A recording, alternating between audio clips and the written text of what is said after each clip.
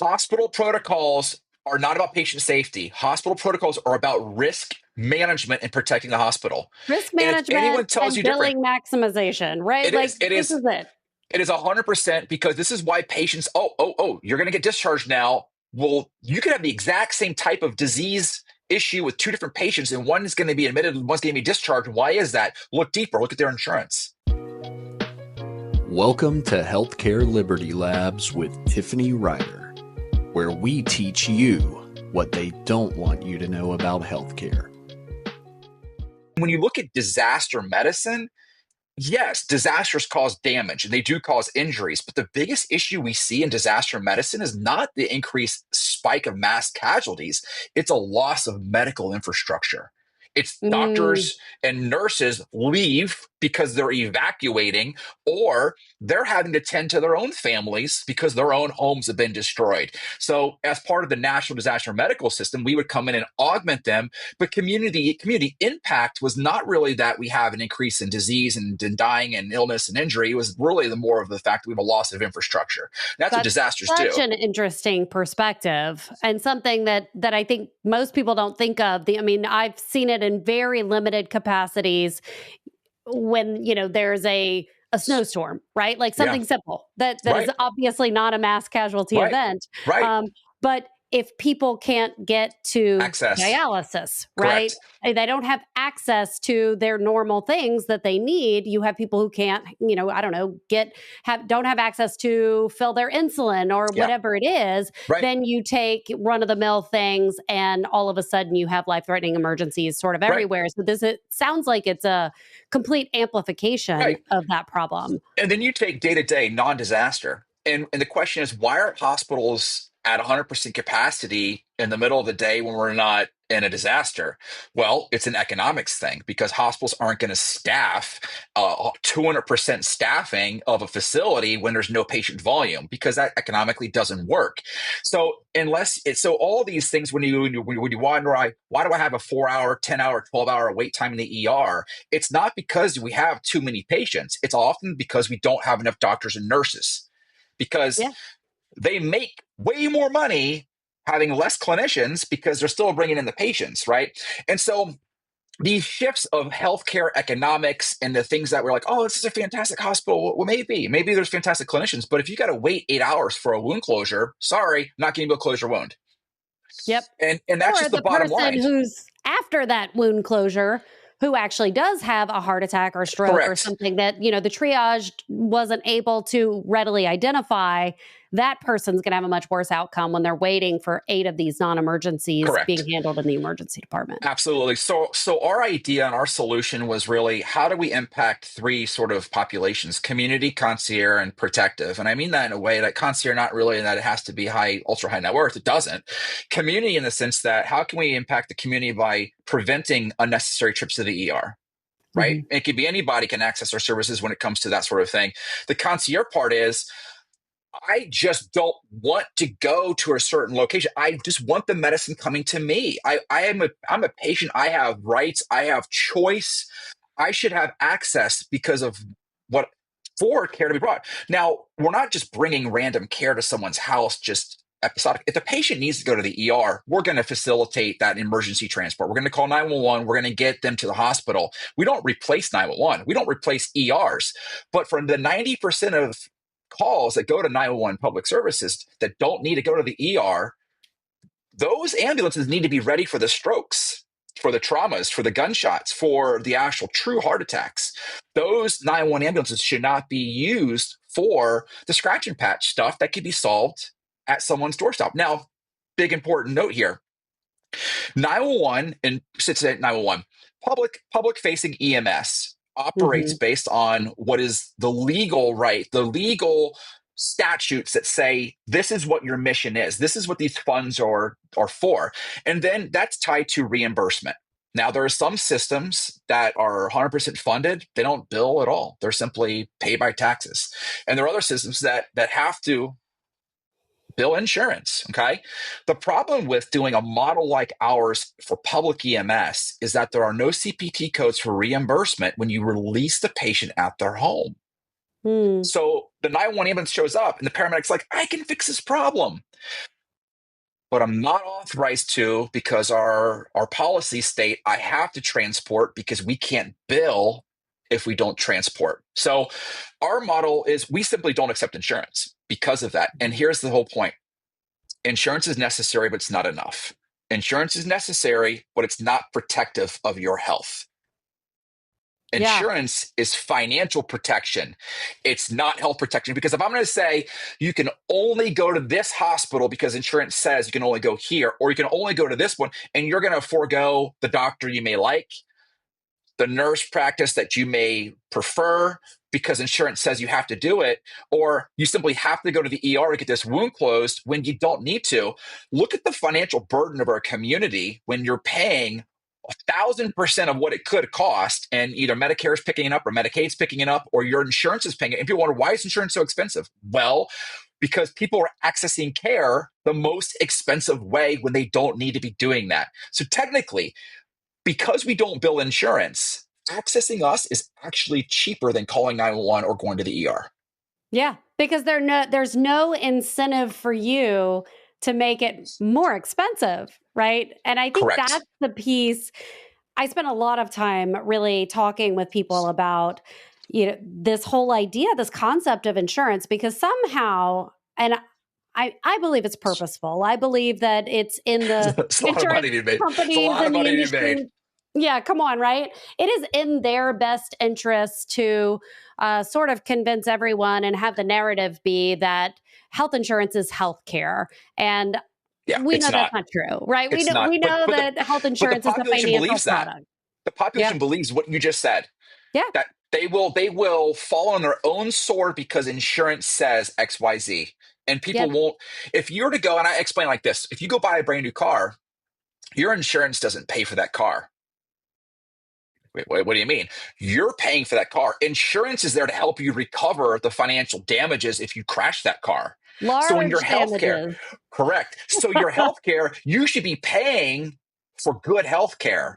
And when there's crisis, Yes. when there's a true emergency and you need a hip replacement, multi-system trauma, then guess what? Insurance, yeah, it's needed. It's very necessary because a $50, $60, $70,000 hospital bill will put a lot of us in the red very quickly. It's really funny. So, the thing that I love about the sponsor that we have called Crowd Health, they're a peer-to-peer funding platform. And it's interesting because they're not insurance, Yeah. but they provide sort of that same backstop, right? Mhm. So I believe that you need a financial product, Yes. right? Yes. That functions to provide some sort of assistance in the event of a large medical expense, right? Financial protection. You need Insurance financial is financial protection. protection. Yes. And insurance somehow you know, got turned into this thing that's supposed to we believe that our insurance is like looking out for us. We believe that because we're paying so much money, we believe that our insurance should cover a flu shot and a nasal swab and every x-ray and primary care. I fight this battle all the time Yeah. because Yeah. I really believe in direct primary care. Correct. DPC. That's right. Yep, Yep. DPC. I mean, that's exactly what I do. My family uses direct primary care. And because we use direct primary care, which for us, the way our DPC works is we pay a monthly subscription that's less than $100 a person. And so, I'm paying $1,200 a year for me. And because the likelihood of me needing to go in to the emergency department or to have an ambulance or to even go see a specialist, I get 45-minute appointments if I need them. I'm never going to need any of those things. So the likelihood of me needing this higher level of care is much, much lower. Correct. I don't pay a deductible. Correct. It feels free, right? And then Yeah. I Yeah. have Crowd Health. I have this relationship with Crowd Health where, I fund $100 worth of, someone else's bills every Mhm. month. So, really most months I am less than $200 for myself for my medical care. I have excellent medical care. Like for less than $200, I can call my doctor. I can say, "Oh, could we do a telemedicine appointment? Oh, actually I'm in the Right. car. Could we just talk on the phone?" Right? They know me. I get great service. I Yeah. can email them at midnight. I have a Yeah. message in my inbox the next morning. I mean, Yeah. it's an incredible level of service. I Yeah. go in, and my doctor is not strung out and miserable and Yeah. attached to his computer. He's chill, right? Like, so everything about that system Yeah. It works. feels safe. It works. Yes. Like, we with Crowd Health, I don't have to worry about if I did need to use it, if I did need to go in for something. Like, I know what they allow funding for, all Yeah. acute catastrophic things they do. And it just gives me like a great sense of peace. And I feel like your service that you're offering to people essentially does the same thing, That's right. right? That's right. And to think that a normal a normal family, not the Kardashians, Right. could afford to pay for your service and then never have to take their family member out to go, Right. get some whatever's going around is kind of incredible. Well, imagine this. So we took care of a patient. It's on our website. You can learn more about who it is, but actually a world-renowned physician. And Mhm. the physician practiced here in the National Capital Region for over 50 years, was just a pioneer in their field of medicine. And we got a call from a hospice group that said, "Hey, we have a special case here. We have this person who's at their house and they need X, Y, and Z. We can't deliver this sort of care. They're in hospice." And we end up sending them to the ER now. What was a problem they were going to their doctor for that was every couple of weeks is now turning into an every 3 or 4 days because Mm, of the time it's happening, what's happening. This patient it's they're in their 90s, they've got metastatic cancer. They can't go to a hospital on hospice 2 to 3 times a week. And so they called us up and we're like, "All right, well, let's take a look and see what this is. This is going to be an advanced practice case." We go out there with one of our PAs, one of our mhm, physician assistants, and myself as a paramedic. And we did a consult. We evaluated the patient and said, "You know what? We actually can manage this. We can manage this right here. And it's going to, we can do this." We ended up responding 34 times in a 6 month mm, period, 34 emergency responses to actually take care of a true life threatening emergency that would have actually been a 911 call that would have then kept that patient in the ER for 6, 7, 8 hours. For this sort of mhm. situation that was going on, it would have been miserable. And this doctor who we're taking care of said just to his family, he says, "Every time they're coming here, they're saving my life because I can't go to the ER at 3, 4 in the morning. I can't handle this. I'm frail. I'm fragile. I'm this and that." We were able to take care of him so well while he was in hospice care that he was able to go to, the National Cathedral, and he was able to go to church. He was able to go to the Yeah. Kennedy Center with his wife. He was an amazing human being. And it was really awesome because it wasn't just about the medicine, it was about the human connection. And Yes. I'll tell you, getting up at 3 in the morning for one call anyone that works in 911 knows it's crazy, right? It's not, but it was one of those calls, one of those patients where didn't bother me at all. I was up, let's go, let's do this, right? And for 6 months, we took care of him. We made such an impression that the wife named us in his eulogy, literally named us in his eulogy. And he would say that, that we were saving his life every single time. Now, imagine being an emergency medicine professional who's doing a call to a hospice patient and they're telling you, a hospice patient who's dying is telling you you're saving their life. Mhm, I never thought that would have been emergency medicine. I never, in my mhm. wildest dreams, would have thought that. But because when you enter into hospice care, you lose access to a lot of other things. And guess what? 911 could have actually fixed this problem. But it's not the fact that the paramedics aren't capable. They are. It's that they can't bill for it. The Yes. procedure that they're doing is within scope, but they can't bill for it. And so they're forced to go into an ER. So it's not that we're doing medicine better. We're just doing medicine, delivering medicine better. It should be the better. Yeah. Not doing it, we're delivering it better. And it's not that the public can't do it. And one day in the future, there will be CPT codes for this community paramedicine, mobile integrated healthcare, to which there's not. And that's really the licensing that we fall underneath is mobile integrated healthcare underneath the EMS agency licensing. But the beauty part of it, the beautiful part about it is we call this protective medicine in general as a big blanket because we are protecting the health interests of the patient. It's not a population-based model. It is an individual case-by-case model. And hospitals, even though you're there to see a patient, is a population-based service. Yeah. Public health is a population-based service. 911 is a population-based service. And so why can't you, in addition to those amazing services, because we're not competing with any of them, why can't we have private access to emergency concierge protective medical care? This episode brought to you by Crowd Health. Crowd Health helps you find awesome doctors, negotiate your bills, and fund those bills through our peer-to-peer funding platform for less. Welcome to an easier way to pay for healthcare. Something you said there really sticks out to me. We're talking a lot about burnout and the future of healthcare as people are leaving the system. And I'm on X, Twitter, whatever we're calling it today. And it's just like back and forth. And then it's the older docs like whining at the younger generation and saying like, look, I had to get up at 3 a.m. You can get up at 3 a.m. And then the younger docs are like, yelling at them and shouting and saying, no, it's not the hours. It's not the patient load. It's not it's not any of these things.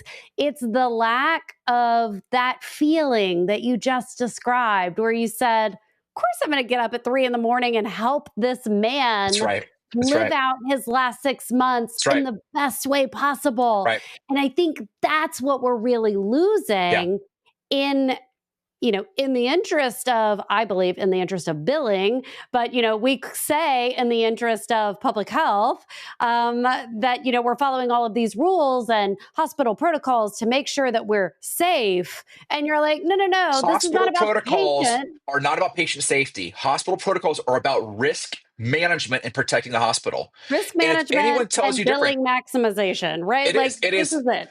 It is 100% because this is why patients, you're going to get discharged now. Well, you could have the exact same type of disease issue with two different patients, and one is going to be admitted and one's going to be discharged. Why is that? Look deeper. Look at their insurance. Look deeper. Look at other things. And hospitals are fantastic with masking that. And it's no secret. Everyone does it. And I'll say where the breakdown within this primary care, this access thing really actually occurred about 65 years ago when emergency medicine started actually here in Alexandria, Virginia. Emergency medicine started right on Duke Street, where a bunch of hospital docs were like, we're tired of just like hospital internists and every other doctor having to do this. We need to create a specialty, right? And they were looked at like, oh, you guys are ridiculous. And it's called the Alexandria Plan. And no other specialty really appreciated emergency medicine. And guess how much an ER visit was then? $8. No way. $8, right?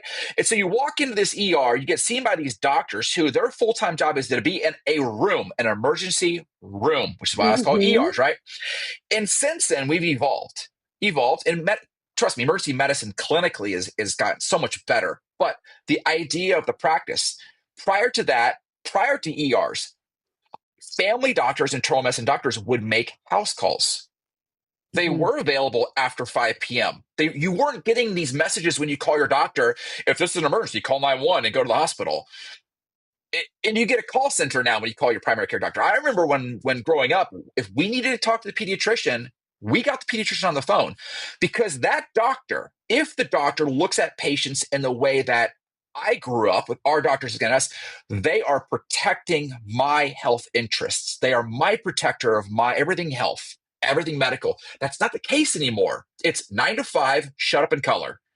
It's 9 to 5, and after 5 p.m., I don't want to get a phone call. And that's what primary care has turned into. This automation, this turn and burn. Okay. And so that part, no, you can't have doctors getting called every 5 seconds. I totally get it. There needs to be an exchange of call. But the worst feeling as a patient is you get someone who's not even part of the medical practice answering the phone, asking you medical questions about you, and they're not even a clinician. Yeah. And I think that, I mean, to be fair, Infuriating. I don't think that the primary care docs really drove this, right? No, I no, they think that didn't. their ability to be paid for the value that they That provided, is the other part of it. That's right? correct. And their That is the other need part of it. to like Yep, keep the lights on and pay the that's triage correct. nurse that sees you and That's takes your right. vitals has really driven this whole Yep. volume based payment system where I just have to see more patients. And so I am burnout. I'm charting till 7 p.m. and Yeah. I don't have time to deal with any Yeah. of these Well, medical problems. you look at also ERs. People don't understand that emergency medicine, when you go to like a Nova or Virginia Hospital Center, often the emergency medicine service is not the hospital service. It is a practice from another company that's come in there, another that's actually servicing them. So when you have buyouts, and I'm not going to get into the politics of some things that have happened I in was gonna this say it's area, always owned by private equity, but go right? on. Right. So you have these shifts, and there's been a lot of people, if there's doctors in that are listening to this, they'll totally understand what I'm saying here, where you've got emergency doctors who've been there for their career, 10, 20 years. And Mhm. then there's a buyout when you practice say, you know what? You cost too much. I can use two doctors out of residency, pay them way less than you. But what they don't realize is those doctors aren't going to be able to do what that doctor for 20 years knows how to do and how quick they can't see 60 patients in an hour. Yeah. But a seasoned doctor might be able to, or they'll hire a bunch of PAs to respond to replace a physician, which is nothing wrong with having a PA. But what you do when you shift that model, it's not just changing the taking the seasoned people out because they cost too much and putting the cheaper people in. It's economics. I can use one doctor in the ER, not two. Huh. And you keep chipping off that to the point where you talk to any emergency practitioner. Yeah. What's the biggest issue they have? It's not they have more patients they can deal with. It's they don't have enough staffing. And the reason you don't have high staffing is because it's not that it's cost prohibitive. It's that we can make more money if we have less people. And now you've got burnout, you have Yep. attrition, you've got medical issues that happen when you've got the wrong dosings and medical mistakes that happen. And you start having all sorts of negligence things start popping up. That's maybe not anyone's fault. It's just the fact you're working too much with too little resources.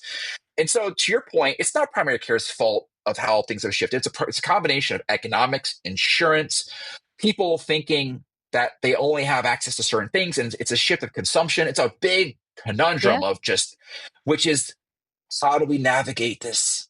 Yeah. And I think that anyone who is looking to actually make a difference, whether it's in the economics of care or in a patient's life, like this is the job. Like I tell people all the time, like, oh yeah, did I learn a bunch of like really cool emergency medicine things like in the ER and in school? Of course I did.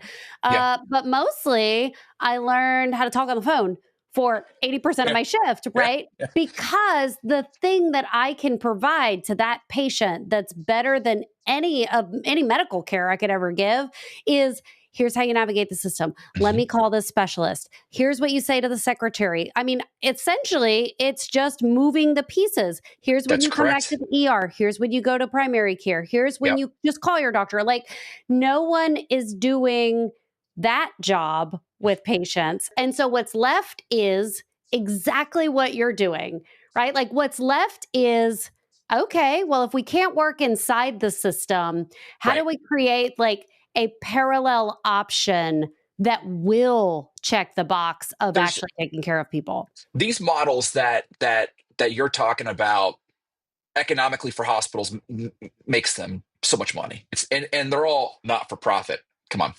So Yeah. they're making tons of money doing this. And it all comes down to the economics, right? And I don't fault them for making money. Business wise, they're brilliant. They're absolutely brilliant from the business wise. But for a consumer and for healthcare, it's atrocious, right? For me as a consumer, and for me wanting to protect my community and myself, my family, it's a horrible solution. And so the the programs and the practices that work well are the democratic physician owned practices. Mm-hmm. Now, they may not do great on the economics as far as bringing in the revenue of a hospital, but those doctors like their job. Those doctors can make policies that are clinically sound, not financially necessarily driven or financially motivated. And they can make, and when they make those decisions, they absorb the loss as a practice because they are, yes, making good money, but they don't want to go home at night and not be able to sleep. They want to deliver first good medicine. And so there's plenty of money to be made in the world doing good medicine. You don't have, but we've gone too far. We've gone way, way too far. And everything that you're saying is the problem with healthcare. How do we do it differently? Right? How do we do this differently? And again, we're not talking bad about any of the hospitals that are here. Their business works from a financial perspective. Their services are necessary, absolutely. But that doesn't mean patients can't choose to have an alternative resource, alternative private access to care that doesn't force them into this tornado of nonsense. They don't have to go to a hospital for care. For all care. For specialty, unless you have highly to. specialized, yes, correct. Unless you absolutely have to. You should be getting this 90% of the stuff done at home. And the things that need cardiology, or if you need PCI, if you need neuro, then that's what they're for. Yes. Yeah. But it's not for, hospitals aren't for all the other things. And so again, we're not trying to replace any hospitals and all the different primary care or even DPC or concierge medicine. It's just those gap fill. To your point about the navigators, there are case managers that do healthcare navigation via phone and stuff. But if they're not a in the field sort of practitioner, paramedic, right? Or an APP who's like an EMS APP, advanced practice provider, or a nurse practitioner or a physician assistant, if they are attached to an EMS agency, they can go into the field and actually go to the hospital with the patient and actually become a health advocate on steroids, a health advocate or health navigator on steroids, because not only are we can do it over the phone, and we do a lot of cool stuff over the phone, but we can go with them and talk to the nurses and doctors in person at the hospital with them. Not telling the hospital how to do medicine, but saying, hey, we're extra eyes and ears. We have their history. We have all those gold nuggets that you always wonder when you're a clinician and a patient comes in, you're like, I know nothing about them. Yeah. I wish someone had an accurate med chart. And just because I see in Epic what their last drug dose was, I want someone who actually has been taking care of them. Yeah. Yeah. And that's the protection. That's the part of the protective medicine thing that we offer too, is that we can go with them and help them, and then make sure that transition, if they go to the ER or hospital, is smooth, it's clean, and the patient doesn't feel that burden or that danger. And I have this conversation with people all the time. We probably talk about it every week on the show, but I have to say, it's not about more money. Like, it's not about we don't have the money to pay for this. It's literally about direct primary care is not more money. It's less money, That's right? If we are using services like the one that you are running in Northern Virginia, that is available for people, right? Or we're using direct primary care wherever you are in the US. That's not actually taking the US healthcare ticker and adding trillions to it. It's literally lowering it. Which is why I think it's a little counterculture and counter narrative and getting pushback, and it's a positive disruptor. Yes. And you've got, you have to be mindful too that these systems and these powers to be are extremely powerful. They're very influential in our government. They're very influential in our local community. And we're not suggesting that we're trying to shut them down. No, they need to operate, but the public and the consumer should be the driver of these things, and it all comes down not to what the hospital wants or the practice wants or needs. It comes down to the patient-centric model, a true patient-focused, patient-centric model, and I don't feel when I go to the ER as a patient, I don't feel when I bring a patient to the ER, oftentimes that the patient's being treated. I feel like we're at a factory, and they're being just churned through the process. Check this, check this, check this, Yeah. check this. In And the it's humanity, not the clinician's fault. It's not the it's doctor's not. fault. It's It's not. like, The you humanity know, though is gone. It's gone. yeah. But it's not And it's not the coalition. It's the stinking it's the stinking process. We're not processes. We are human beings. it's true. It's true, right? And you look at it from all the angles, like I need to see you as quickly as I can see you because I really want to help the person behind you who's been waiting for 6 hours and is Right. waiting to stroke out, right? Yep. I really need to not get fired for not following some stupid policy that I know That's isn't correct. That's evidence-based. correct. Yep. But if I get fired, then how many people do I help? If I lose my Correct. medical license, how many people do I help, right? So it's like you're forced to Sell your soul. operate from this population health, like public health That's right. perspective, instead of looking at the human in front of you and saying, this is what I think is best for you. That's correct. And and That's that's and correct. that's a tragedy. It's a It tragedy is. that we've gotten to this place. And I think that we almost feel like, and maybe this is just my bias, but when I talk to people, it's like they're looking for permission. They're like, oh, Mhm. I sure hope Marty McCary fixes this at the FDA. I sure hope, this person does that. And I mean, I love Marty McCary, right? Yeah. Personally, like that. But it's not his job It to starts fix here. your thing. Yet you It starts literally here. already have the control. You have it. And Yeah. people say, yeah, but I don't have the money for this. I don't have money for that. And I say, but you're paying $300 a month in insurance premiums. That's And right. then you're paying $10,000 a year in a deductible when you need care. Literally, Yeah. if you took that same money and allocated it in different Right. ways and got the help you needed to navigate the system, you are going to be spending less money and then you have all of the control because Yeah. if I'm paying your business, well, you are incentivized to make sure that I understand Yeah. what's going on with my care and what the value Yeah. proposition is and that I have a good experience and get better care so that I tell my neighbor that they Yeah. should be working with you, That's right? right. So I think that whole piece of it is something that we can't discount.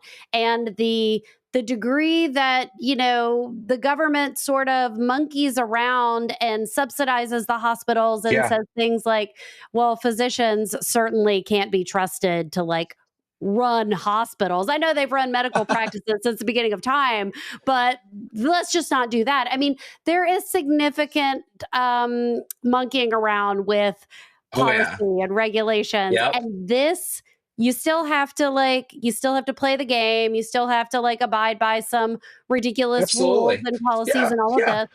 But at the end of the day, it puts you and the patient in the same room, and it aligns the incentives to where when the patient is doing well, you are doing well and your business is happy. And that I think is the structure that's going to pull us out of this and sort of drive the change for whatever's next. And that's the most important part because we're not here to change other people. We're not here to change other practices. We're not here to change 911. We're not here to change hospitals. We're not here to blast them. We're not here to talk. We are here to be the change we demand in healthcare. That's it. That's simply it. We're not telling other people to change. I'm not telling you how to color. I'm not telling you how to practice medicine. But we are going to be the change that we want for our friends and families, and what we want for our patients, and what for our patients want for themselves. And that's the part that's unique about our model is that we are technically non-threat, non-competition to all of these other practices. And we are the only private EMS agency that's actually looked at emergency medicine this way and pre-hospital care. We're the only MIH approved, I think that I know of in Northern Virginia, that can actually do advanced practice mobile integrated healthcare and insured and licensed to do so. That takes so much work, so much policy navigating, healthcare navigation. Yep. And we couldn't do it without our partners. We call 911. We call out because we need them to take care of our patients when the patient is having a As life-threatening you emergency. should. Yes. Absolutely, 100%. Yep. And we support, and in fact, we actually have a special program called Responder Care that Hmm. takes care of first responders and their families for free. And we have a 501c3 fiscal sponsor that our clients and other people in the community donate to. I love that. The idea of this word emergility. What's Hmm. emergility? That's not a real word. Of course, it's not a real word. We created it, right? Because we thought merging emergency services with agility. We Yeah. thought that was real because for years when I was at HHS, working underneath the Assistant Secretary for Preparedness and Response, now it's called the Administration for Strategic Preparedness and Response. I worked underneath the ASPR, and even in her tenure, and even before and after, resilience was always the thing that we pushed to people. And I was like, I'm not a big fan of the word resilience, and I'll tell you why. Resilience means you bounce back to the original state. Nothing in history that has ever bounced back to its original state has ever survived. It's always been nomadic, agile, ability to grow, evolve sorts of species and humans and Yep. communities that have always been the ones survive in history.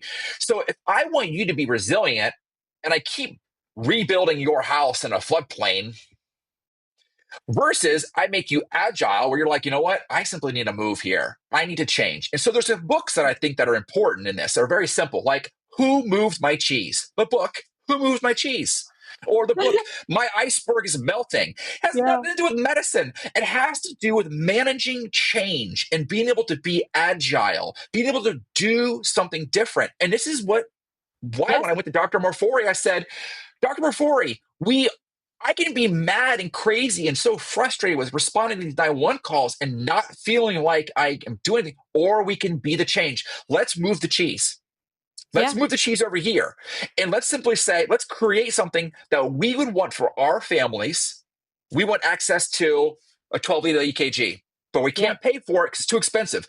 We want access to an ultrasound, but we can't pay for it. It's too expensive. But if we could be part of a membership, part of a protective medical group, and we're all paying for it collectively through a membership, then we all have access to these advanced practice pre-hospital tools that if I am having some of that chest pain, maybe it is a cheeseburger stuck in my esophagus, or maybe I'm having a inferior STEMI.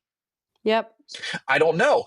But I really would like to know, because if I call 911 and they start me on, some aspirin and they start aligning me and they put me on a 12 lead, I'm going to feel pressure to go to the ER. And when you have someone Yeah. hovering over you with a badge and a uniform, you Yep. feel like you're under arrest where you have to go, but you still have the choice not to go. Yeah. Right?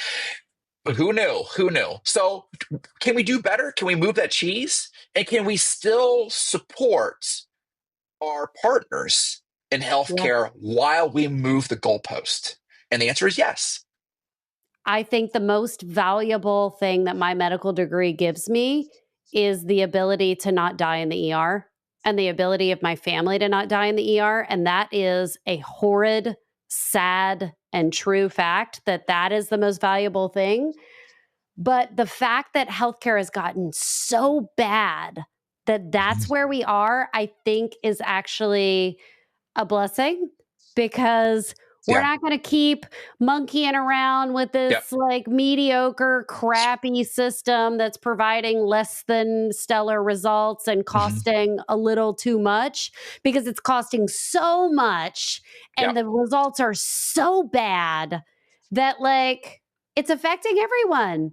It is. Poor And, people, and I, rich people, like you can't escape from it. and you hit the nail on the head, because for years as a public health professional Yep. doing population-based medicine and all the other things, we always looked at economically deprived children at risk, aging populations, health disparities, and we always thought these are special populations that are at risk.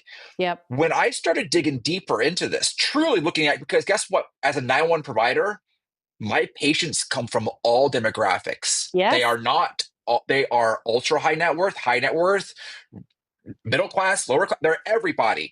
Yep. And what I realized was, especially as we get into the ultra high net worth, is that These populations, in my opinion, are also at-risk populations, severely at risk. And here's why. They will not call 911 or go to an ER the same way most people will, because they cannot.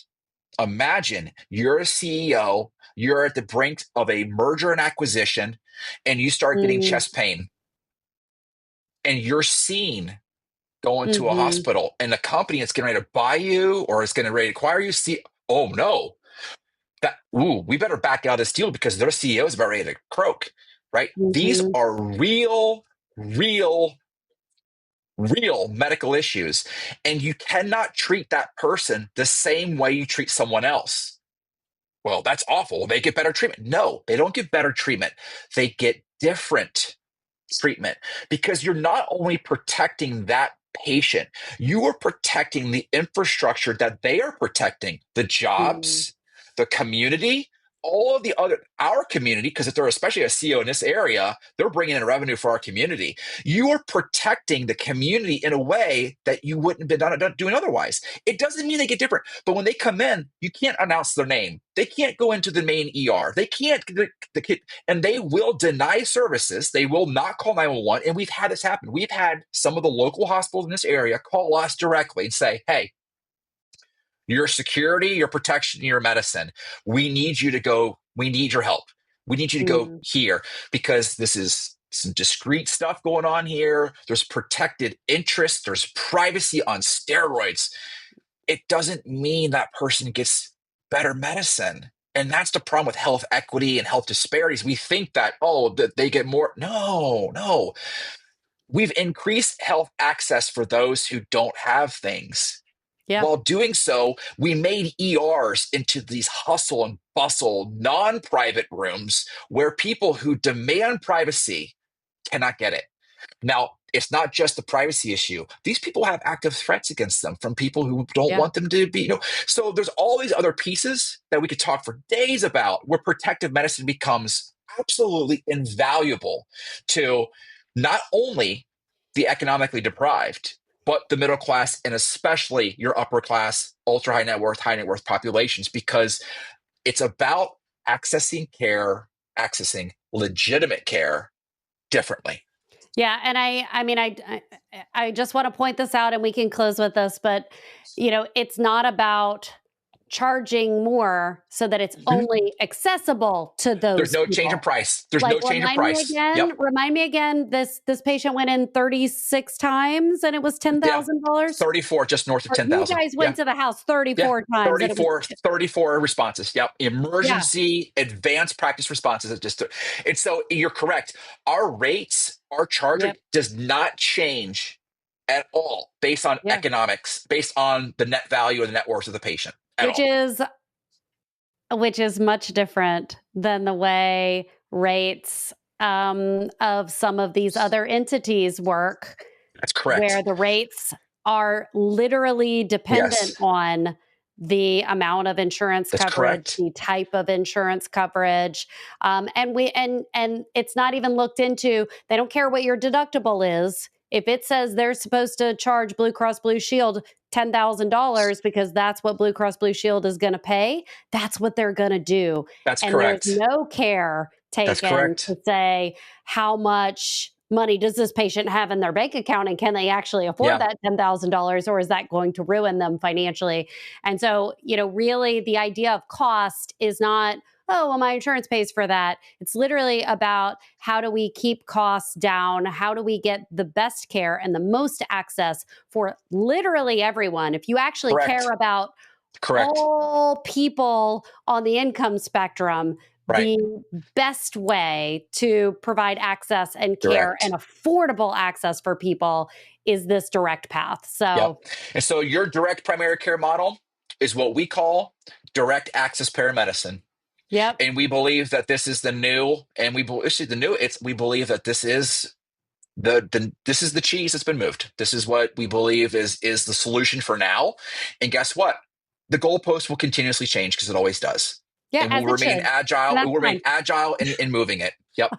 I love that so much. Go ahead and tell me. I mean, we'll put it in the show notes, but tell me your website. How can people Yeah. find you? Yeah, so Emergility is spelled EMERGILITY.com. So emergency and agility kind of Uh-huh. put right there. Boom, Emergility, protective Yep. medicine. I love it. And it can go right there. If you Google Emergility, there's a huge online footprint for Emergility. Yep. So And I and did then look, you have like 1,000 blog posts. There's like a lot of there's a lot. information There's a there. lot of there's in fact on the website there are so many rabbit holes that you could go down in learning about what EMS is, when learning about protective medicine, concierge paramedicine, Yep. protection, risk management. I mean, it's consulting, training, all kinds of crazy cool stuff. And then responder care is our other arm. Yes. It's simply responder.care, I and love that's the it. URL. So it's responder.care, and so. Yeah. It's so cool. I hope that everyone goes on, learns about what you're doing. I hope that you inspire an entrepreneur in Phoenix, right? Yeah. To call you and talk to Yeah. you about how Yeah. you started this whole Let's thing spread up. it. Let's spread this. Let's spread I this thing mean, this is nationwide. how we do it, right? Yeah, And you should totally check out Crowd Health. They're at absolutely. joincrowdhealth.com. But I just really think that, a lot of the work that they're doing is mission aligned with what you're doing. Yeah. And I will be your biggest cheerleader, and I'm in the area. So, happy to spread the word. But thanks for Thank spending you the so time with much. us. All Thank you for right. the opportunity. This has been the Healthcare Liberty Lab. Thank you to our listeners and our sponsor, Crowd Health, for making this possible. Be sure to subscribe wherever you listen to your podcast, be it Substack, YouTube, Spotify, Apple, or somewhere else. We're glad to have you with us on this mission to rethink healthcare together.